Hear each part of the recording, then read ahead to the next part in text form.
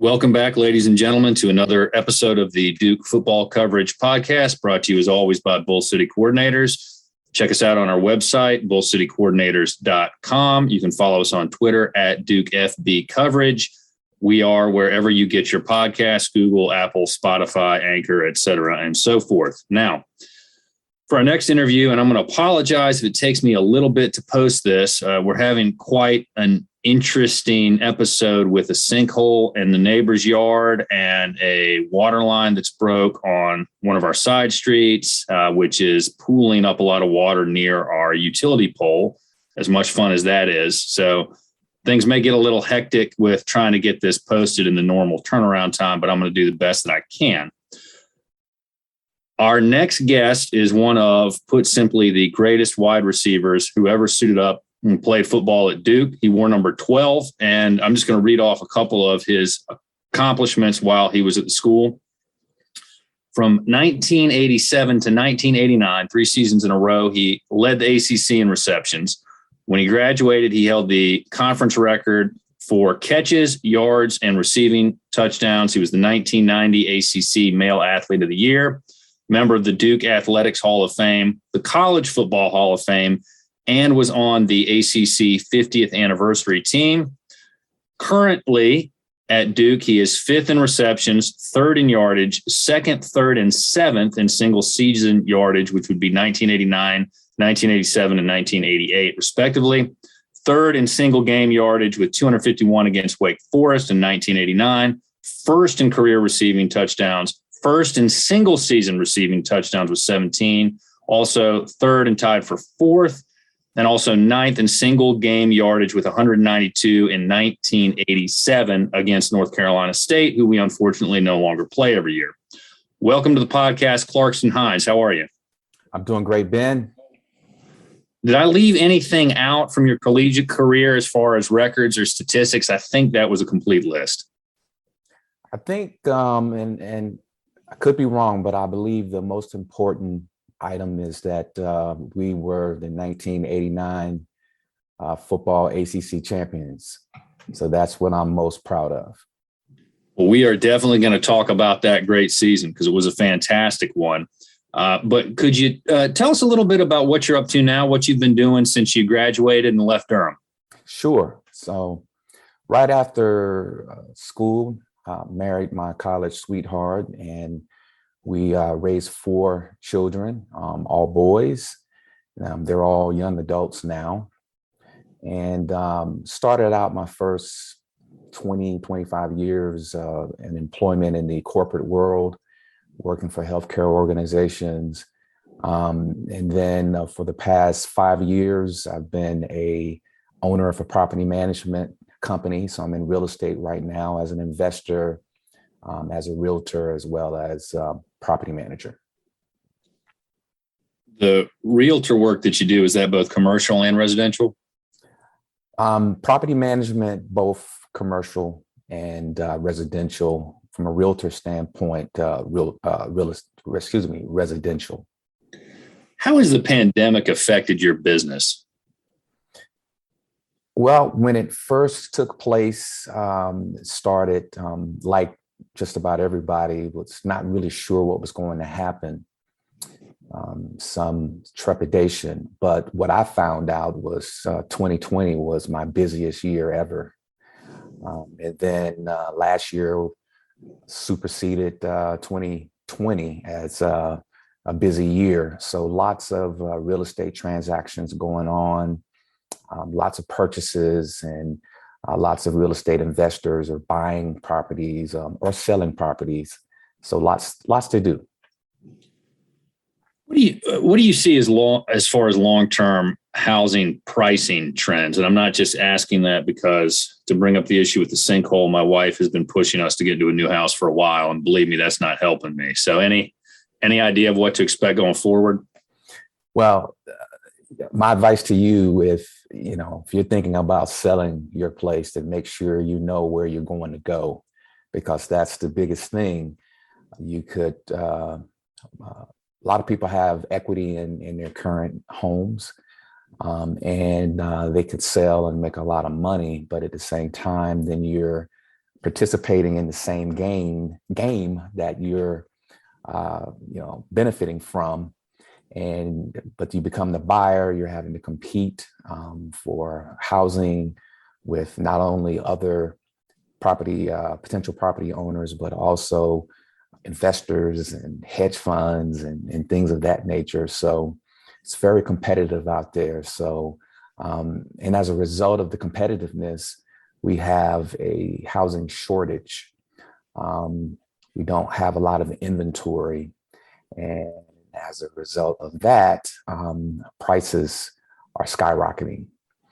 And with the announcement from the Fed that they're going to be increasing interest rates, that is going to have an impact on mortgage rates as well, which is going to potentially increase the cost of home ownership. So it's tough out there.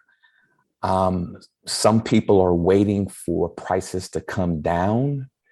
Now, I'm in no way an expert, but with inflation and all of the things going on, I'm not sure if we're going to see prices dip or to go down because of the low inventory. As long as we have a low inventory, then the likelihood of there being a small or moderate dip in prices, definitely a major price in dip in prices, I'm not really sure it's going to happen. Yeah, that's kind of what I'm concerned about, is how much we're going to have to pay to move into a new place. And the thought process I have had is just try to stockpile as much as you can to get the down payment as large as possible, so you're not hit with a larger monthly mortgage given the higher interest rates. But let's talk a little bit about your pro career. You were drafted by the Bills in 1990. Tell us a little bit about your time in the league. It was brief. I had enough time to drink half a cup of coffee. But I got drafted in a round that doesn't exist anymore, in the ninth round in 1990. And the main reason for that, Ben, was I had major knee surgery my true freshman year. A lot of people don't know that, but I missed my entire freshman year because I tore my ACL ligament in practice. I believe it was the week before the first game of my freshman year. So I missed the entire year, and I had a couple of subsequent cartilage repair surgeries as well. And so when it was time to be drafted and looked at the combine and things of that nature, there was some concerns about my health history. So as a result, I got drafted low in the ninth round. And in addition to that, I got drafted by a great team, the Buffalo Bills, in 1990. And there are two Hall of Fame receivers from that squad, James Lofton and Andre Reed. And then you had an All-Pro in Steve Tasker. Now, he was a receiver, but he was an All-Pro special teams person, so his spot was safe. And then you had Don Beebe, who ran like a 4.3 40, was a burner. So those were the top four receivers that I had to compete with, and there was only one additional receiver kept on that team back then. So as a result of that, I got cut on the last cut of the preseason. And then after the third game, I got placed on the practice squad for the Bills. So the rest of that season, for most of the season, I was a part of the team and was able to be around some really super talented people, good people as well. And some of the legendary players from that team, Thurman Thomas, Bruce Smith, Jim Kelly, some great offensive linemen, unsung offensive linemen. As a result of those guys, we were able to make it to the Super Bowl. So I was able to be part of the Super Bowl 25 festivities in Tampa. So it was fun to be a part of that great team. But after that, it became apparent to me that probably needed to start working on my post-football career. So I did play in the inaugural season of the World Football League and was able to play on the Raleigh-Durham Skyhawks. And it was good, but definitely after that, my pro football career, I decided to, I didn't want to play in Canada. I didn't want to play in the Arena League. So I decided to hang up and start working on utilizing my Duke degree. What is it like for an athlete to end his career? That's something that I've talked to a lot of guys who have come on about, and I'm sure guys on the football team this year, this is their final year. What advice would you give to them? I'm thinking, that's a great question, Ben. And I'm thinking that today's student athletes at a school like Duke are probably better prepared for their post football career. There are currently a lot more resources at Duke, a lot more resources in the athletic department that are sort of helping to guide and lead football players and other student athletes and sort of thinking about, hey, what do you want to do? What do you let's get a game plan, a strategy and preparation for your post-football career. So it's a tough transition because there is not much in life other than the institutions like the military that has the amount of structure that you have when you are participating in a major college sport. The competitive competition that you face, it's hard to duplicate in your post-athletic life. And when you're being, cheered in games with tens upon tens of thousands of fans and you're getting attention, you're being interviewed by, newspapers, by TV stations.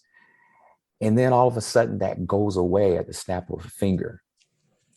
And you have to learn to transition away from that and become a regular person, but still utilize all of the great experiences you have, competing and being in that structured environment and a discipline that you learn. So it can be tough. It was definitely a transition for me. Fortunately, I had a great wife.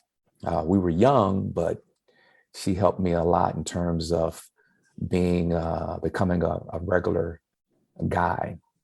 And then lastly, I would say one of the difficult things for me that didn't help with my transition was coming across people on the street and then they recognize who you are. And then I got asked this question on a regular basis. Hey, how come you're not playing in the NFL? You had such a great college career. What happened? And so those were tough to have to, to answer those questions because a lot of people had expectation that I would have a long, productive NFL career because of the success that we had individually in college as well as a team. Well, imagine the way the league is, the history of your knee surgery and your knee procedures were probably a question mark for a lot of teams looking at you. Is that accurate? It's accurate. And I had 1980s procedures, not the procedures today. So there was techniques that were done, such as putting a full cast on my leg right after surgery that you would never do today. That wouldn't go over well today. But because of the new technology and the way ACLs are taken care of, recovery is generally expected. But back in the 80s, it was sort of a mini death sentence from a career perspective. Well, let's talk a little bit about your time at Duke. And when I say a little bit, probably going to be a good while about that. And first off, what years were you at Duke? I was there the fall of 1985 through the fall of 1989. So I played, my last year was my 5th year, technically. Well, tell us a little bit about how you got into playing football and then how you ended up at Duke. Great question. I did not think I was going to play football in college. My aspiration was to play college basketball. I grew up in Chapel Hill.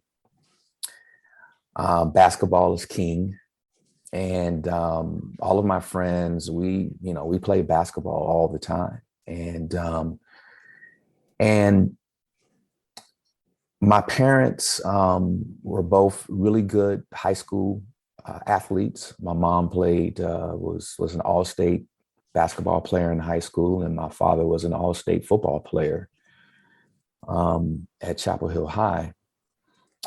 And so I always played football. In fact, my mom told me that I was so active that, let's get this kid playing football. So she got permission from the Chapel Hill Recreation Department to allow me to play tiny gents at age 5. And I think I was supposed to be at least 6.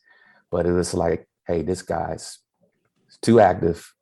Let's get him playing football and anything else. So I played football, basketball, tried out baseball. And as I got older, I always played football, but I loved basketball. That was my go-to sport. I came really close in 10th grade not to play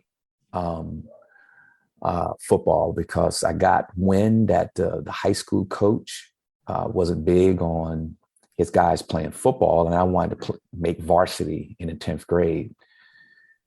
So I actually sat out 10th grade in football. And my mom kept telling me that I was making a mistake. And finally, at the last minute, I decided to ask the high school football coach at Chapel Hill if I could come on the team, even though I was late. And fortunately, he knew my family and he knew me, and he said yes. And it was so late that I missed the first game of the season because I wasn't ready. But fortunately, I it was all conference in the 10th grade at Chapel Hill High. But basketball was still my sport. It wasn't until I moved to Jacksonville, Florida, and where football is king, that I started getting more recruiting interest from football than from basketball. And I remember going on a visit up to Virginia Commonwealth to meet the basketball coach. And in fact, Tubby Smith, who later was national championship coach at Kentucky, was the assistant coach at Virginia Commonwealth, who drove my dad and myself around Richmond, Virginia. Cool story. But I forget the name of the head coach at VCU at the time, but he made one statement that stuck with me. He was trying to give me a compliment. And he said this, he said, "Clarkston, for your size, you have great jumping ability. you know, and I came away with it as that, hey, you're not very tall, and you compensate with that. I can, have good jumping ability. And I started thinking to myself, there are a whole lot more receivers in the NFL my height than basketball players. So, and I'm getting a whole lot more attention with football. And at that point, I decided I was going to play college football, even though I did get scholarship offers from a lot of, schools like Virginia Commonwealth, Cornell, things of that, Jacksonville University. But I decided to play football as a result of that comment from that VCU basketball coach in 1983 or four, maybe 1984, something of that nature. What brought you to Duke? I was able to go to one of the best prep schools in the state of Florida, the Bowles School. And academics, very good. A lot of my classmates were going to the Ivy League school to go to college. A few of them were going to Carolina. A few of them were going to Duke. But everyone was going to college and trying to go to as good of a school as possible. And so I said to myself, hey, I'm going to do the same thing. And if I can get an athletic scholarship, let me go to a great academic institution. And that's why I chose Duke. In fact, I only visited, I had official visits at Notre Dame, Georgia Tech, Vanderbilt, and I threw Carolina in there, and Duke. So I was going to go to as good of a school as possible in order to further the great education I felt I was getting in high school. The first coach that you had, head coach at Duke, was Steve Sloan. Can you tell us a little bit about what Coach Sloan was like? Coach Sloan, he was an easygoing guy, a lot of confidence. He allowed his coordinators to coach. So he was, as opposed to Coach Spurrier, was less hands-on, more of a manager of coaching his coaches, so to speak. He didn't call plays on either side of the ball. So it was no surprise that he became a successful athletic director because his skill set, seemed to be in line from an administrative standpoint. So I'm glad he recruited me, and I got to obviously meet him, and he came to my house and all of that great stuff. But once I got to Duke, I had a whole lot more interaction with my position coach, who was also the offensive coordinator, Tommy Bowden, by the way, the late Coach Bowden's son. So, Coach Sloan, had a good experience with him.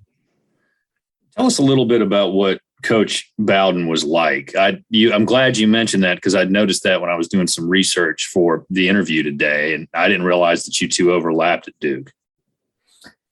Well, Coach Bowden, he was a young guy back then. I can't remember if he was in his late 20s or early 30s, but he was a pretty young guy. And he was, rising up in the coaching ranks. I think that was I'm pretty sure it was his first offensive coordinator role. And he, pretty intense guy, good sense of humor. I remember as a freshman, I could never run a route correctly, according to Coach Bowden. He's like, no matter how well I thought I did something, he was always coaching. It's like, no, you didn't do this right. And then one of the seniors, like, or Doug Green or Greg Flanagan, would run the route. And I thought the same way I did. And he would say, oh, that's perfect. See, you should do it just like that. So he could get into your head. But yeah, he was an intense guy, and was obviously able to become a successful assistant. He followed Coach Sloan to Alabama when Coach Sloan became the athletic director, and Bill Curry became the Alabama head coach and hired Tommy Bowden as his receivers coach. And coach, Tommy Bowden, coached a walk-on receiver named Dabo Swinney. And that's how their relationship began. And eventually the Clemson University head coach, Tommy Bowden, hired Dabo Swinney to be his receivers coach. And obviously the rest is history from a Clemson standpoint. Absolutely correct. They've had a pretty good run. Let's switch a little bit, because you went through a coaching change after the 86 season, and in comes Steve Spurrier. The program is going through a coaching change now from Cutcliffe to Elko. What would you tell the current players about what they need to know about maybe how they should handle themselves during the transition, and what kind of an opportunities a head coaching change can give rise to? My advice would be to take advantage of the new fresh start. Consider, no matter where you are as a player, whether you're a starter or in my instance, someone who wanted to start, look upon it as, hey, we have an opportunity. We have new coaches, may have a new position coach. And now I have an opportunity to just show what I can do, show the improvement from the over the off season. And that's exactly how I looked at it. Here's my opportunity. When Coach Spurrier came, I played receiver, and I saw the Tampa Bay Bandits when I was in high school in Jacksonville, play the Jacksonville Bulls in the USFL. It was my only USFL game I ever went to in my life. And I saw the band, Coach Spurrier's quarterback throwing passes all over the field. So when he was named head coach, I was like, wow, I'm going to take advantage of this. And the current Duke players should feel the same way. Hey, new set of eyes, new philosophy, new strategy. Take advantage of it and breathe some fresh life into your career, your playing career. Tell us, when he comes on board, Coach Spurrier, do you guys as a team say to yourself, hey, we've got something here, we can make something happen, we're gonna have some fun? Coach Spurrier was as flashy to us as a friend of yours who gets a flashy, humongous, big engagement ring, and that they're showing you, okay, hey, check out my ring, and it's like blinding you because it's, this diamond is huge and it's flashy. Coach Spurrier came in with uber confidence, swag, and we forgot that we were a losing program. We were setting goals, and he was talking about winning the ACC championship, and I was like, okay. And so we started drinking the Kool-Aid and leaning on his enthusiasm and his confidence, and it really helped us. Is exactly what we needed, I would say, Ben.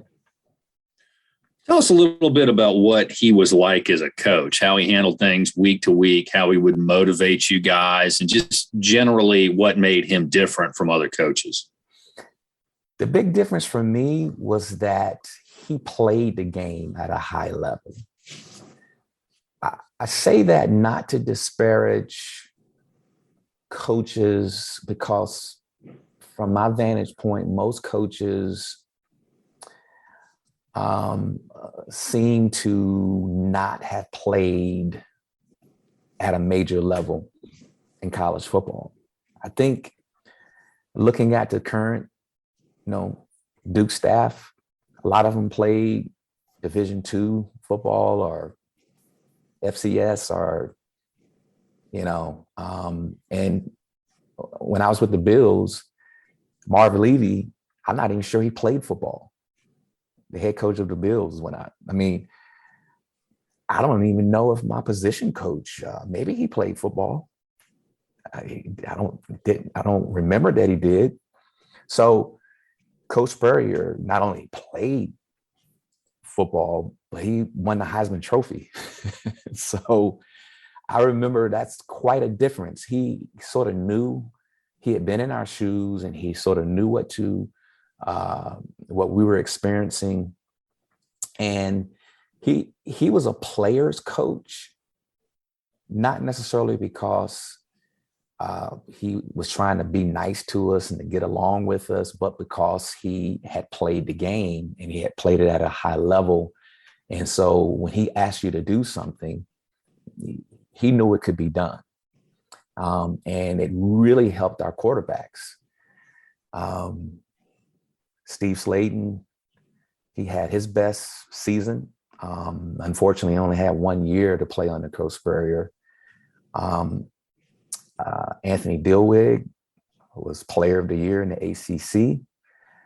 And then, Dave Brown, that season helped propel him to be a first-round draft pick, albeit in the supplementary draft. So,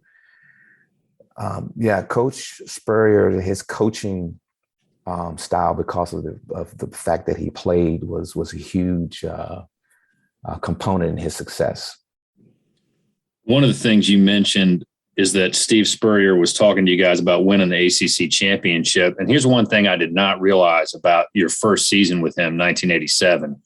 You guys lost, I think, 5 games by a touchdown or less. Rutgers, Clemson, who was ranked 7th in the country back then, Maryland by a point, Wake Forest by 3, North Carolina State by 2.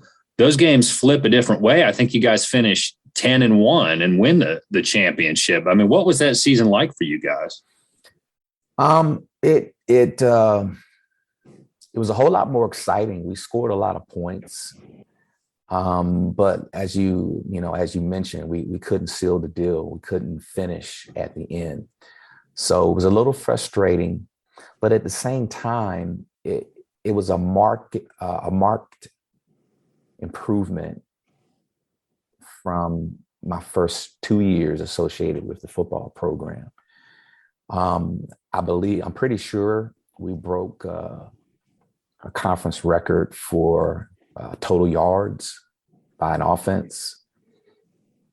And so it was a confidence booster. And some people, talk about, I don't know why, but they talk about, Coach Spurrier's coaching ability. I'll mention this. He was not happy after that season because he felt we left a lot on the table, that we lost too many close games. So his goal for us was to toughen us up. And I remember for each of those 6 losses, we had to run stadium steps during the off season at 5 o'clock in the morning. And it was his message to us, okay, we're going to do this 6 times because we had 6 losses. Okay. And he was trying to change our mentality and toughen us up as we came into the 88 season. And so it was a great message for us. We learned from it. We did toughen up. And we had a much better season in 88. And I said 5-7 because I'm so used to the 12-game schedule now, but you're right. You were 5-6. So correcting that now. But most important, you closed 87 out with a 25-10 win over North Carolina, which that sure had to feel good beating them at their home stadium. What was that game like? Yeah, well, it was a trifecta for me, okay, because being a Chapel Hill native and all of my friends and most of my family, going crazy that I chose to go to Duke. So beating Carolina, number one, just beating Carolina and you play for Duke is, it's great. But two, for me, it was a whole lot more for me because I'm a Chapel Hill native. Okay. And then the third thing was to do it in Kenan Stadium. First college football game I ever went to was in 1976 in Kenan Stadium. Okay, so I was familiar with that stadium, and so it was great in those three ways in terms of beating Tar Heels. One thing that Dave Brown said when he came on was that Coach Spurrier would move you all over the field, and it was very hard for opposing defenses to game plan for you. Could you talk a little bit about how you were utilized in that system and what it required of you to be ready to play at any position on the field at any time? It was the genius of Coach Spurrier. He was great at strategy. He had a photographic memory, which was great to be a play caller. But he also, if an adjustment needed to be made, then he would make it. And we were 1-3 the beginning of the 89 season. And so Coach Spurrier felt that, we need to breathe some life in our offense. Our offense wasn't producing like it normally did. So he told me, he said, Clarkston, I'm going to move you all around where I think the ball is coming.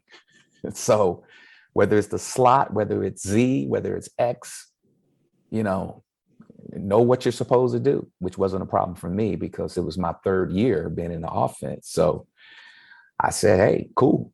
He said, hey, get in shape, because you're gonna be moving around and running around and things of that nature. So that the last 7 games of the season, I did. I moved around and was able to have a lot of success individually and helped our team win games.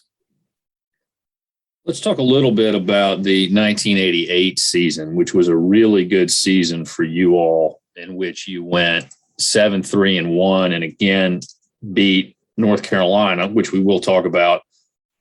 You guys also beat Tennessee at Tennessee, which was a common thing for Coach Spurrier teams to do. What was winning that game like? Yeah, it was fantastic. There were a lot of people there, 90-something thousand people in Neyland Stadium. It was by far the biggest crowd we had ever played in. It was on the road. It was an SEC team. I remember that week at some point, Coach Spurrier bringing up this old reel-to-reel film from when he was the offensive coordinator at Duke and then went into Tennessee, and I think it was 82 maybe. I could have the year wrong, but they upset Tennessee. And so he showed us a lot of that film. And I remember Chris Castor, catching touchdown passes and things of that nature. So that gave us confidence. We had a great game plan. And then Tennessee, despite the talent that they had, NFL draft picks all over the field, they made the one mistake that teams typically made against us, and they blitzed us. And so there was one-on-one coverage.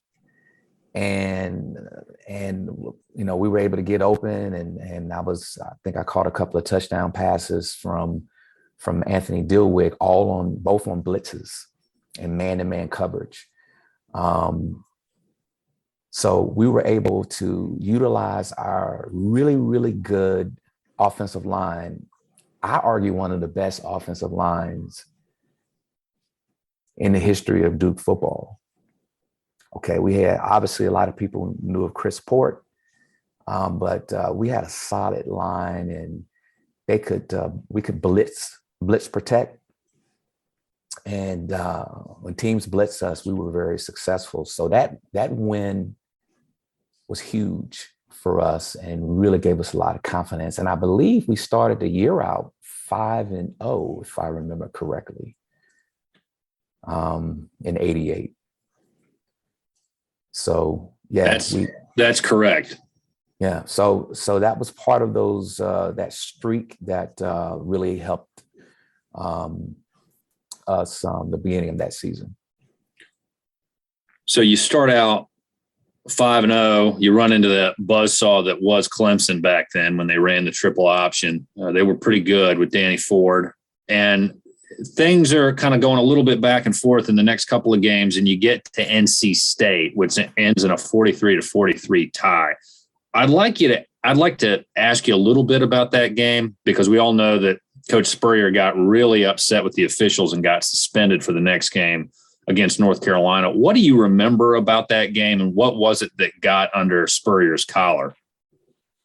I remember that State's defense couldn't stop us. But we also had trouble stopping them. And it was typical NC State Duke game in that 3-year stretch. I think both teams scored a lot of points in all 3 games. And, but we were having a lot of success. I want to say Roger Boone had a career day, catching the ball as well as rushing. And it just came down to the end, and that pass interference call made against us that was very, very iffy, very iffy. And that's what set off Coach Spurrier. And he's the type of guy who says what he's feeling, and he felt that we were treated unfairly with that call, and he said so, and he had to pay the price by sitting out the last game of the year on the sidelines, from not being on the sidelines. So the winner of that game, we knew ahead of time, Ben, was going to go to the bowl. I maybe the Peach Bowl. I can't remember exactly, but the winner of that game was going to the Peach Bowl. We ended up not going to any bowl. Because of the tie of that game. Well, you said that Coach Spurrier could not be on the sidelines for the final game of the season, which is true, but that didn't mean that he wasn't involved in some capacity in the game. Did you guys have any idea about what was going on the following week at home against North Carolina when he is relaying plays to Coach Franks during the game? I didn't know about that. I didn't know about the setup. To be honest, I thought that, Anthony Dilwig, being the 5th-year senior that he was, this was his second year in the offense. And our quarterbacks were able to do a lot of audibles anyway. I'm like, hey, Anthony did a great job calling plays. I thought he was 100% responsible for those calls coming in and the audibles and things. Now the audibles definitely were his, okay, because those were on the field changes and things of that nature. So Anthony Dilwig stepped up that week and that day from a play calling standpoint. And again, we got to beat the Tar Heels. I mean, they ran the ball successfully, but we were able to passing game helped us outscore them And it wasn't until later that I heard some rumors, but I can't confirm or deny them. Well, he later admitted to it, what he did. I mean, what when you hear that story, does that surprise you at all that he would have had a guy taking plays back and forth from a locker room to on a golf cart? So is that what Coach Spurrier said? Yeah. Okay. It came out later. Well, if he said it, then it definitely happened, and it would be no surprise to me, because a lot of people underestimate how bright and shrewd and competent Coach Spurrier is. They listen to him talk, and he's from East Tennessee, and he comes across as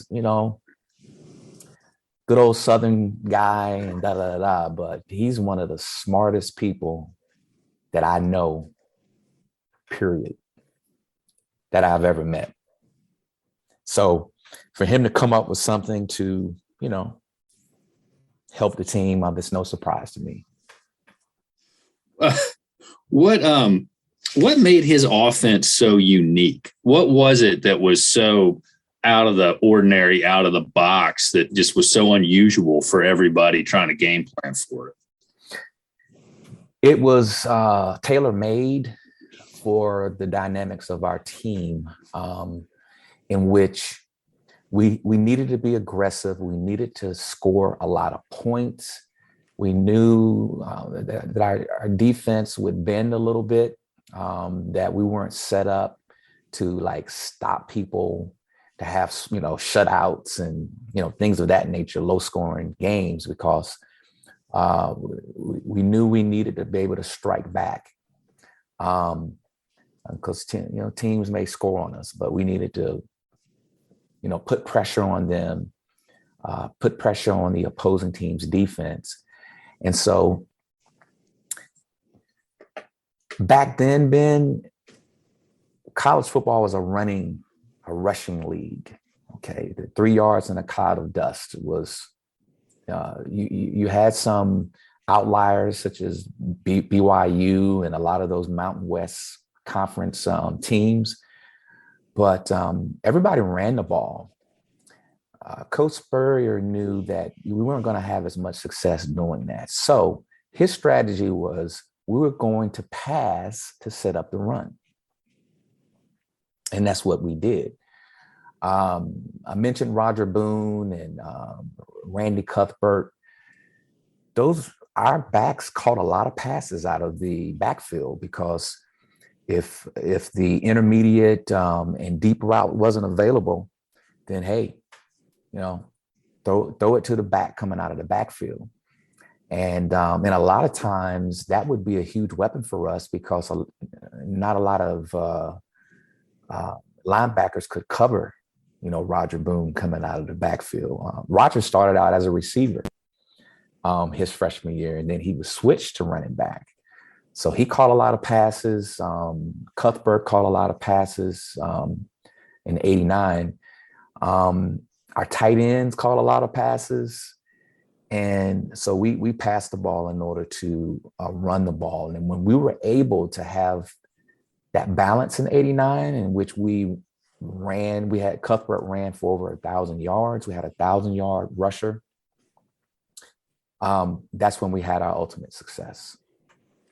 When you talk about Randy Cuthbert catching the ball out of the backfield, he also hit people without mercy when he got opportunity to do it. Anybody out there listening, go watch some of his highlights. He could really lay it to some people. And of course, Clarkston, I don't think were able to be covered at all, certainly in the 1989 season. Was there anything you remember not catching that got thrown your way? Because you bring up highlights of that season. I mean, it's you in the end zone every time you stop to take a breath. Well, I appreciate that. I really became a hungry player, and I wanted to have as much individual success as possible. And I took great pride in producing. And I think a lot of that, Ben, stemmed from me missing a whole year and not being able to play. And just like, wow, I didn't want to take it for granted anymore if I had the opportunity to get back out there and play. And then I mentioned earlier when Spurrier came, I'm like, okay, I'm going to forget the past. I'm going to prepare to be a starter and participate in this great offense. So I had that mentality. And then I had a really good position coach, Marvin Brown. He's a perfect position coach for me. He played for Coach Spurrier when Spurrier was the offensive coordinator at Duke. And I just developed this mentality that I was going to catch everything. I was going to take it as an insult. Somebody lined up against me in man-to-man coverage because they can't cover me. I'm gonna take it to them. I'm gonna attack them. I'm gonna make them look bad. And I just had this whole persona. And that's early when you mentioned transitioning. I had to transition away from that persona. But I had it in college and took a lot of pride. And as a result, we were able to have a lot of success. Well, I'm sure you guys felt pretty good about yourselves going into 89, the way that you had improved from 87 to 88. Things are clicking. You got a new quarterback in Billy Ray. You also have Dave Brown there. But you mentioned this earlier. You start out 1-3. What was the cause of the slow start to the season, do you think? Yeah, so great segue. So 87 was a year of, okay, we can do this. We can have some success in this conference as a team under Coach Spurrier. So that was a confidence booster. 88, we jump out 5-0 and we're riding high. And then we go through a tough conference slate. And balanced conference slate. And then, okay, this is our first winning season since 1960 something. No, I take that back. We were 6-5 2 years in a row under Coach Red Wilson when Coach Spurrier was there. So first winning season since the early 80s. We jump out in 88, like I mentioned.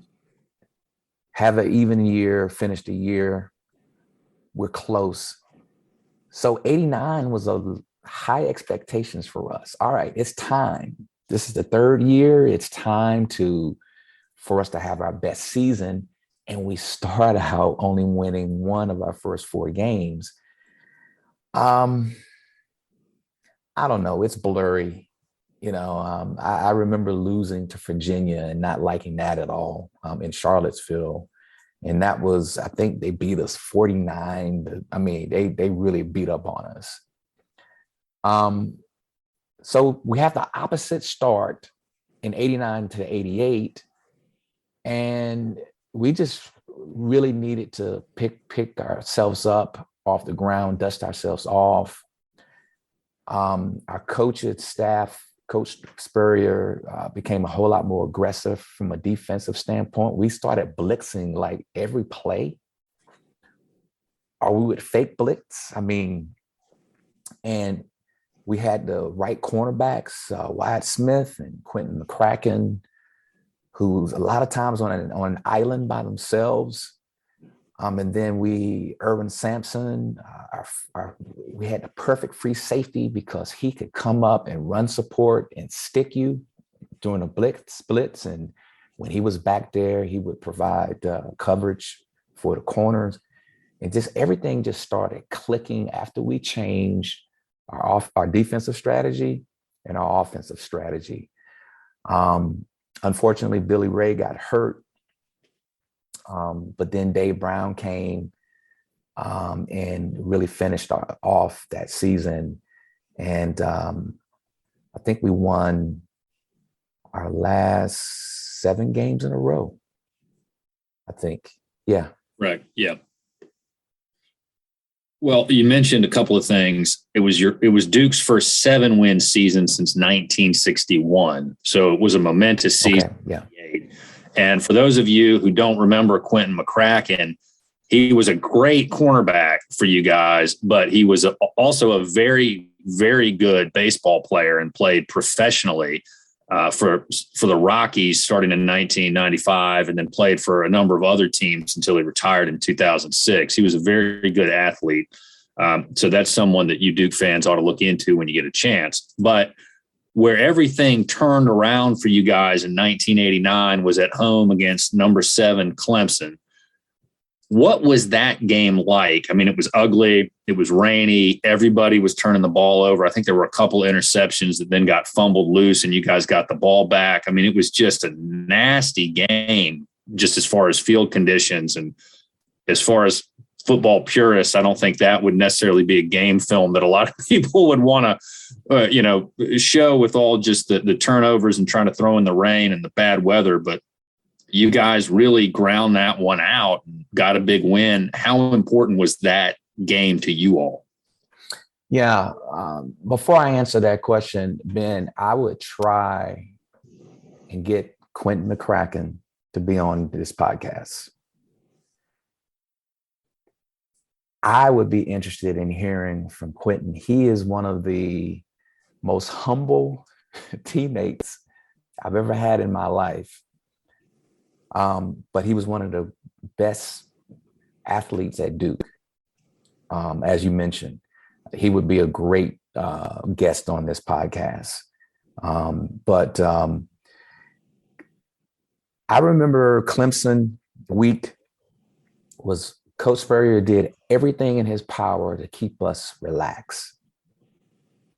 He told us we had nothing to lose. They should kill us. So, hey, let's just prepare. All right. On paper, they're supposed to beat us. They were the number 7 team in the country at that point. I know they were in the top 10. Yeah, they were number 7. Yeah. And he was like, hey, don't worry about anything. We're going to play our game. All right. We have nothing to lose, so we should not be nervous or anything. So it was a great week of practice. And we were able to relax because Coach Spurrier is relaxed. And we had, like you said, a lot of great fortune. Those to fumble the ball on. I think one was an interception, and then the person who the defender, Clemson defender that intercepted the ball, fumbled, and we got it back. And then I think we lost the fumble and got it back, something like that. So we had some good luck. We had the introduction of Randy Cuthbert on that touchdown he ran, in which he carried 3 or 4 Clemson defenders from the 3-yard line into the end zone. That really got us going. Everything worked. A defense held up, and we scored just enough points in order to win that game. So, yeah, it was a stupendous win. And I think it didn't hurt that I think Clemson was pretty confident that day as well, and may have taken us for granted. Well, you had a big touchdown catch in that game, too, to help energize the team and get the lead. Do you remember that play at all? And can you walk us through it? I do. And I mentioned earlier, Ben, we had a lot of success against blitz. And so when that, I want to say I was in the slot. And when I saw that the safety was lined up on the tight end on the other side, there was nobody out, no safety help. And my defender was in man-to-man coverage on me. I looked over at Billy Ray, and I believe he switched he audible to the corner route. And I just remember doing what I was taught: attack the defender. So you don't know what direction, he doesn't know what direction you're going in. Give him a little move, inside move, and head to the corner. I was able to get separation. and catch the pass for a touchdown, a key touchdown. So it was had great protection against the blitz, and a great change in play. Everything worked in order for us to have a successful play. And you get real hot after that. You guys roll off 6 straight wins, including a very famous 41-0 beatdown of North Carolina in your final regular season game, final conference game. What was that game like? Yeah, I mentioned the trifecta earlier in beating Carolina. Well, there was a fourth important thing, so it was Carolina. Okay. It was playing in Kenan Stadium, my hometown. Now it was for the ACC championship. Okay. So we had a lot of reasons to be successful in that game. So we were excited. We were, hyped up. I think there was a brawl. I want to say David Colonna. I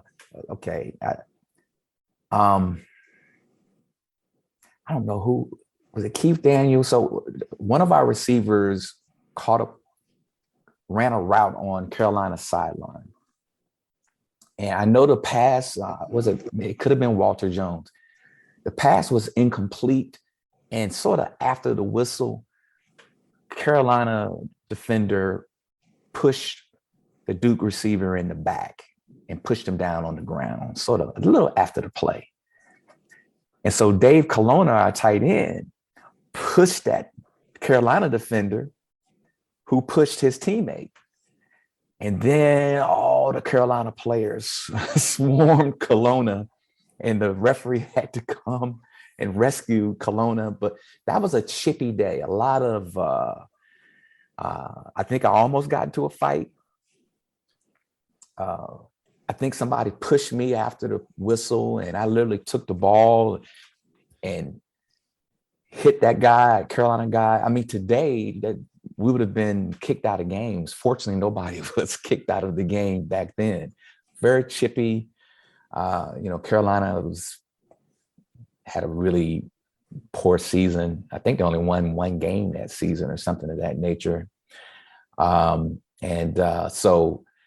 they sort of took it out on us, and we were excited about it, but we had everything, every reason to win that game. And then Coach Spurrier wanted to really win the game and win it handedly. And I remember at halftime, we got yelled at by Coach Spurrier because we didn't have enough points. we left too many points on the field. It was 20 something to zip or something. I can't remember what it was. And he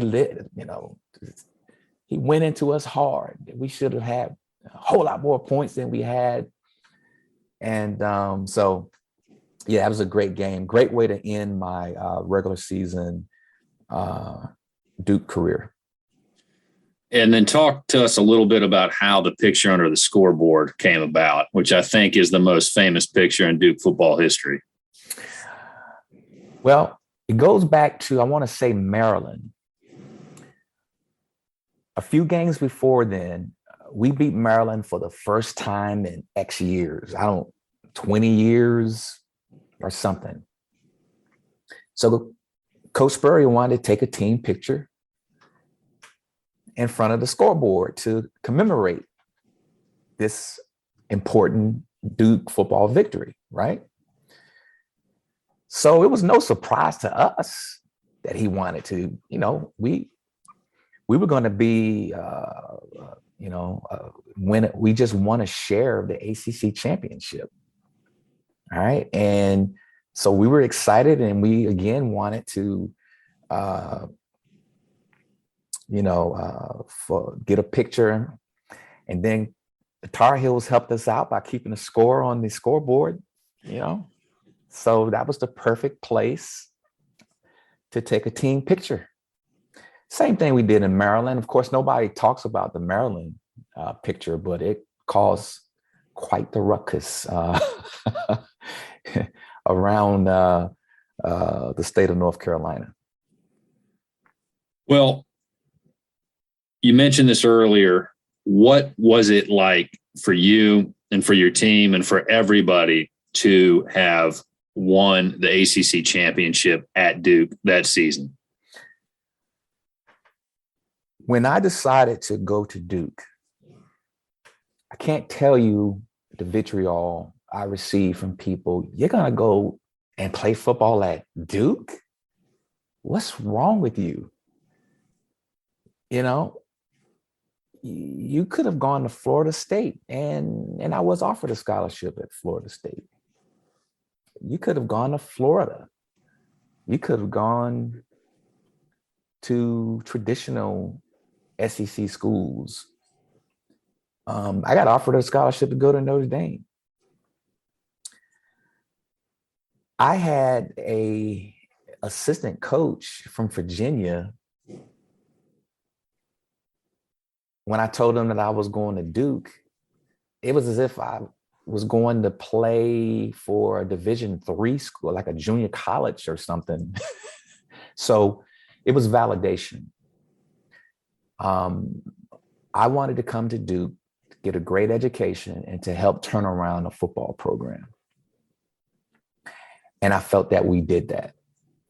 We were able to turn it around, do something no one thought we were going to do, and win an ACC championship.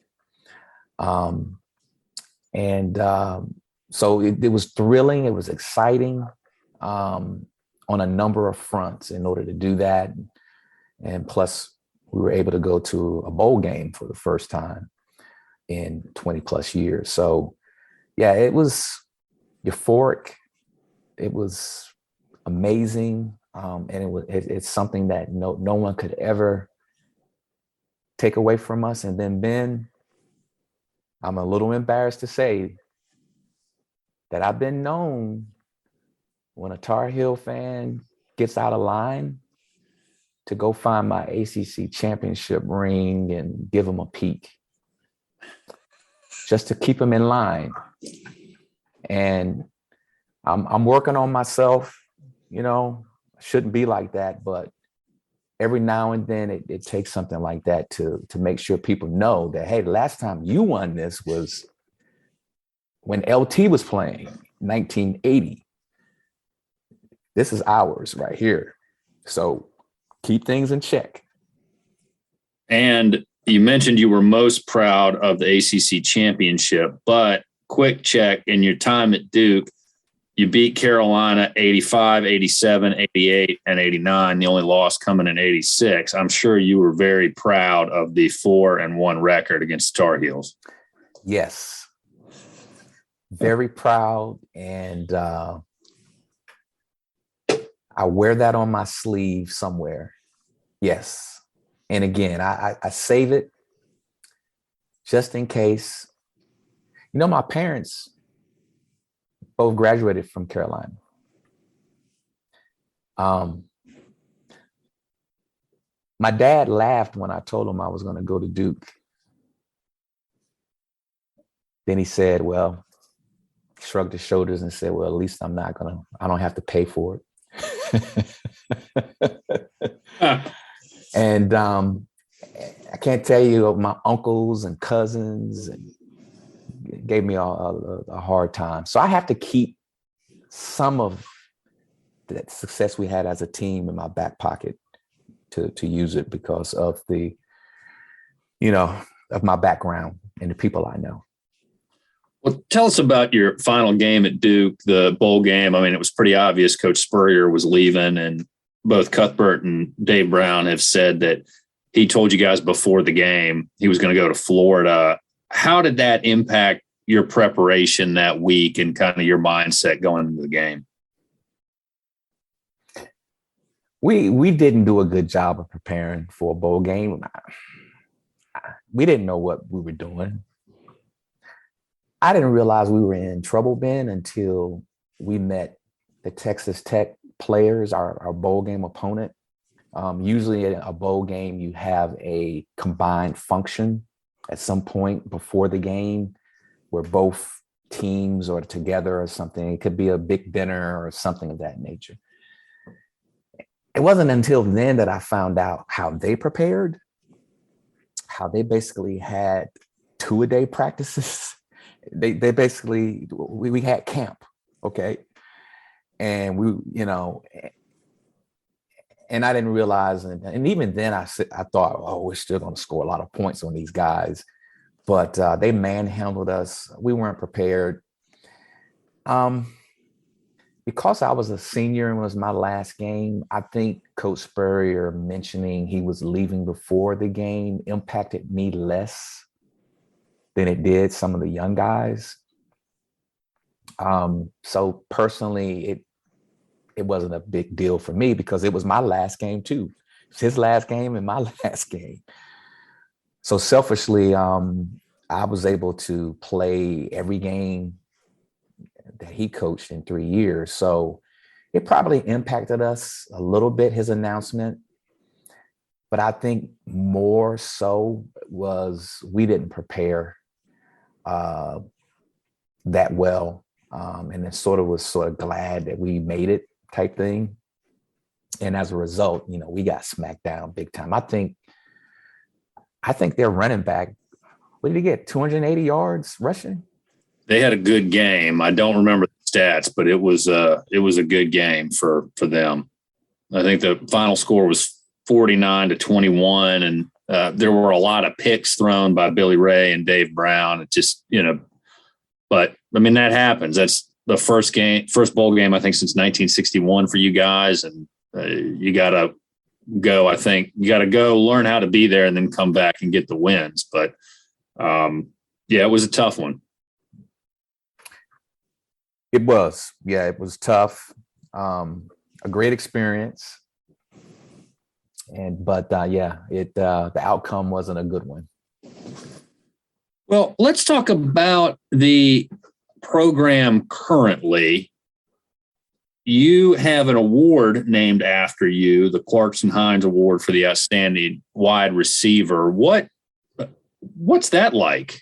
I mean, every year that to have a player get an award named in your honor. I remember when Coach Cutcliffe, he called me and told me that they were going to rename the, most outstanding receiver and put my name on it. It was quite a compliment. He took the time to let me know that was gracious of him. So it's pretty cool. It's humbling. And whenever I think about it, I don't think about it a lot. But whenever I think about it, I think about, how far I came individually from that knee injury and not knowing if I was going to be a productive college football player to, having the success individually and as a team. And so I take pride in it. But it's definitely, I want to stress that any success, that I had individually, I cannot speak of the things that I was able to accomplish individually without mentioning some of the things I have, and that we had a great offensive line. We had really good quarterbacks that were coached by a legendary Hall of Fame coach and one of the best college football play callers in history, and Coach Spurrier. So it's because of all of those folks that my name right now is on that award. Well, what do you think about the program currently? I'm sure you keep up with it. You're wearing a Duke shirt today as we're doing this interview here. What are your thoughts on the program currently? When it was announced Coach Cutcliffe was leaving, the next day, I sent him a text and I thanked him for reviving our program. and letting him know how much I appreciated all of his effort of transitioning us from basically a doormat to a solid program with great structure. We won a lot of games. We won, participated in bowl games. So we're no longer taken for granted like we were when he first started, as a result of his effort and his staff.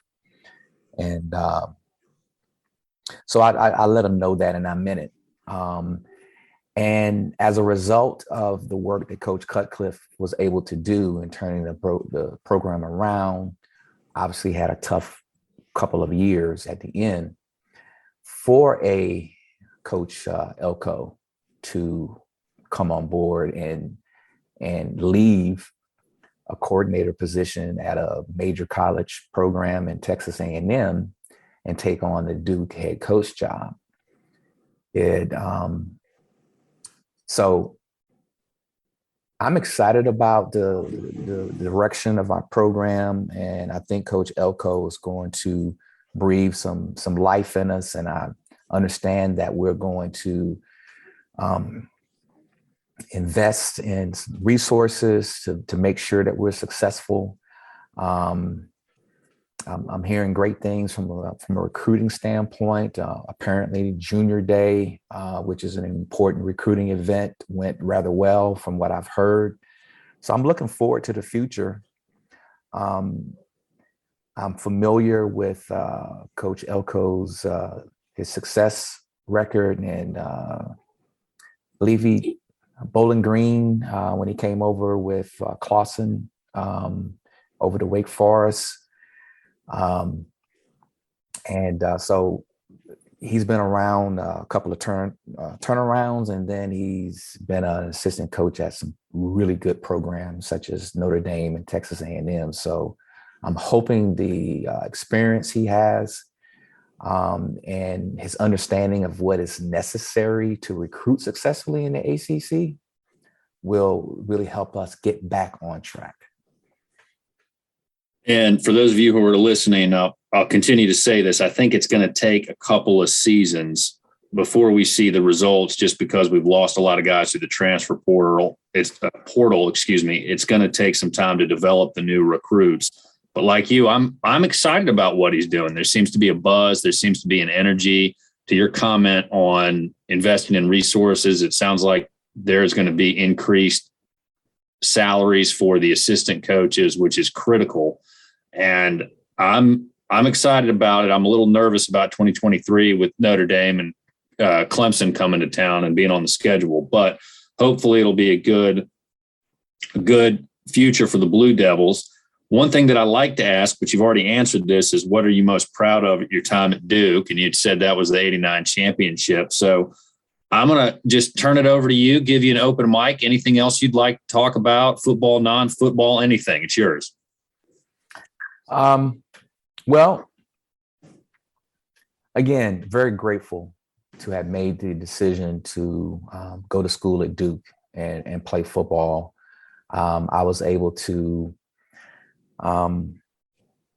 achieve a lifelong goal of mine. I wanted to go to college. I'm a second generation college graduate, wanted to go to a great school, and I was able to do so by attending Duke. And like I said earlier, helping to turn the program around, being a part of a program that brought us an ACC championship, and to be on teams that helped Coach Spurrier in his career, to get to Florida, to win a national championship at Florida, to get a chance to coach in the NFL, and then come back at South Carolina and have a lot of success there. So we, myself and a lot of my teammates, we take pride in Coach Spurrier's success. And to his credit, he always gives Duke and his Duke players credit for his success as a coach.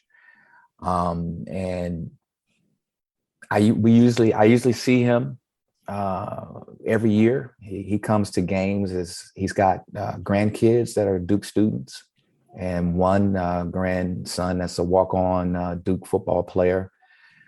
So except for 2020, I've been able to see him every year the last years. So really excited to be a part of his success as well. But so I want to emphasize a couple of things, Ben, before we go. I know the transfer portal is really important in college football right now, and it's really having an impact, both positive and negative. I just want to make sure for young folks that they understand the importance of getting that degree wherever they choose to go to school, and how important it is to take advantage of the opportunity. So personally, I think if you can stay at one place the whole time, it's going to help your growth and maturity a lot better than if you have to go to multiple places. But no matter, get that degree and make sure that sports isn't the only thing on your mind, because as we talked about early in our talk, you're going to have to make that transition. And so I would tell any young player the importance of getting the degree. And since you spend so much time there now, get that grad degree, because I know a lot of the Duke football players, they come out with master's degrees, which is tremendous because the athletic department is paying for it. So take advantage of that time, and by getting that degree, because I think it really helps to ease the transition to your post-college football career. Well, that was very well put, Clarkston, and I appreciate you coming on. And most important, I want to thank J.D. Barnett, who was the coach at VCU that you were looking for, his name, for steering you to football. All of us Duke fans are very happy, and I mean what I say. It's hard to compare eras, especially with passing records, but certainly until the rules changed and they made it a lot easier to pass and everybody started doing it. In my opinion, you are the best wide receiver ever to come through that school, and everybody should go to YouTube and check out the highlights. If you haven't watched them, Clarkston Hines was one heck of a player. I'd also like to give best wishes to my father, who is still recovering from knee replacement surgery. He's doing very well. We mentioned him in the last interview, but he's doing very well. He's making progress. I think Mom won't admit it, but I'm sure she's ready for him to get up and start moving around as soon as possible. But this was a great talk today. We thank you for listening. We have many more interviews scheduled. When I say many more, not as many as I need to get. I'm going to give you guys a heads up. My March and April, because of my trial calendar, are looking a little brutal. So we may go into a little bit of a dead period, but we have a couple more interviews coming up in February. I'm going to post this just as soon as I can, and I'm going to try to track down Quentin McCracken too, and hopefully get him here on the program. I always enjoyed seeing his highlights and film when he was playing Major League Baseball when I was growing up as a kid. So again, check us out at our website, bullcitycoordinators.com. If you want to come on the program, send me a direct message on Twitter. My DMs are open, or send us an email, bullcitycoordinators@gmail.com. Go Duke.